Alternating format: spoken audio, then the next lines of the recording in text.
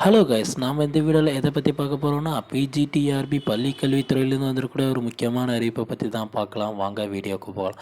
அதுக்கு முன்னாடி பார்த்தீங்கன்னா, நீங்கள் நம்ம சேனலை இன்னும் சப்ஸ்கிரைப் பண்ணலை, இப்போ தான் புதுசாக பார்க்குறீங்கன்னா சேனலை சப்ஸ்கிரைப் பண்ணி வச்சுக்கோங்க. அப்போ தான் நான் போடக்கூடிய ஒவ்வொரு வீடியோவும் மொபைலுக்கு நோட்டிஃபிகேஷனாக வரும் ஃப்ரெண்ட்ஸ். இந்த பள்ளி கல்வித்துறை பிஜிடிஆர்பியில் வந்து என்னதாங்க நடக்குதுங்க? அப்பப்போ திரும்பவும் போராட்டங்கள் செய்ய தேர்வர்கள் ரெடி ஆகிட்டாங்க. ஜாக்டோ ஜியோ அமைப்புகள் ஆப்ஜெக்ஷன் ட்ராக்கர் 16,000 பேர் அப்ளை பண்ணியிருக்காங்க. என்னதான் நடக்குது அப்படின்னு வந்து பார்த்திங்கன்னா, மீண்டும் ரிசல்ட்டை வந்து மறுபரிசீலனை பண்ணுங்க அப்படின்ற மாதிரி தேர்வர்கள் எல்லாமே போராட்டங்களை செய்ய ஆரம்பிச்சிட்டாங்க அப்படின்னு தான் சொல்லணும். ஏன் இவ்வளோ குளறுபடிகள் அப்படின்னு வந்து பார்த்திங்கன்னா, அவுட் ஆஃப் சிலபஸ் நிறைய எடுத்தது ஒரு காரணம்.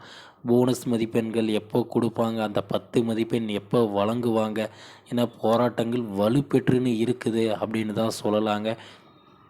நியமன தேர்வை ரத்து பண்ணுவாங்களா பண்ண மாட்டாங்களா அப்படின்னு இந்த வீடியோவில் டீட்டெயிலாக பார்க்கலாம். வாங்க வீடியோக்குள்ளே போகலாம். போனஸ் மதிப்பெண் வந்து பார்த்திங்கன்னா, கிட்டத்தட்ட 10 மதிப்பெண் வழங்க கோரி நிறைய போராட்டங்கள் எல்லாம் வலுப்பெற்று இருக்குது அப்படின்னு தான் சொல்லலாம். இதற்கும் மேலே போய் என்ன பண்ணியிருக்காங்கன்னு பார்த்தீங்கன்னா, ரிசல்ட்டை வந்து மறுபரிசீலனை பண்ணுங்க அப்படின்னு நிறைய போராட்டங்கள் நடந்துகிட்டே இருக்குது. ஜாக்டோ ஜியோ அமைப்புகள் போராட்டங்கள்லாம் செய்ய ஆரம்பிச்சுட்டே இருக்காங்க. இதனால் வந்து பார்த்திங்கன்னா, வேறு மாறுபாடுகள் ஏற்பட வாய்ப்புகள் இருக்குது.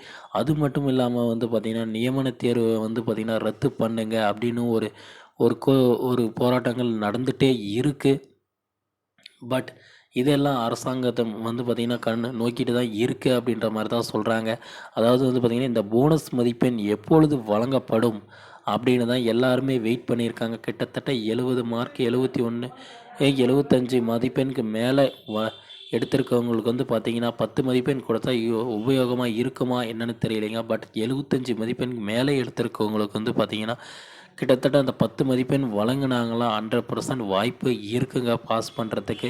இதனால் நிறைய போராட்டக்காரர்கள் வந்து பார்த்திங்கன்னா அந்த மதிப்பெண்களை வழங்குக அப்படின்ற மாதிரி சொல்லியிருக்காங்க. நியமன தேர்வை ரத்து பண்ணுங்க அப்படின்னும் சொல்லிட்டு வராங்க.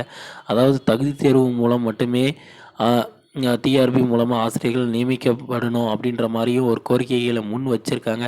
இது எல்லாமே பள்ளி கல்வித்துறை அமைச்சர் அன்பில் மகேஷ் வந்து பார்த்திங்கன்னா முன்னோக்கி எடுத்துகிட்டு சென்று தான் இருக்கார் அப்படின்ற மாதிரியான நியூஸ் எல்லாமே பரவிட்டு இருக்குங்க.